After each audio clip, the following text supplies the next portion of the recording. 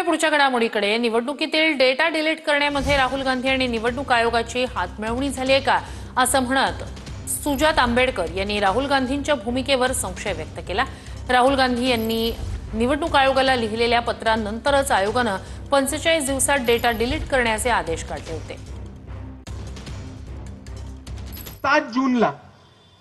7 जूनला राहुल गांधीजींनी एक पत्र लिहिलं इंडियन एक्सप्रेस मध्ये आणि त्यांनी असं म्हटलं की इलेक्शन मध्ये चीटिंग झालेली आहे आणि महाराष्ट्राच्या इलेक्शन मध्ये गफल। आता तुम्ही गंमत बघा, याच्या आधी बाळासाहेबांनी 2 केसेस लिहिलेत, चोकोलिंगमांना पत्र लिहिले आणि राहुल गांधी ज्यांना राष्ट्रीय अध्यक्ष मानतात अशा खरगे साहेबांना पत्र लिहिले।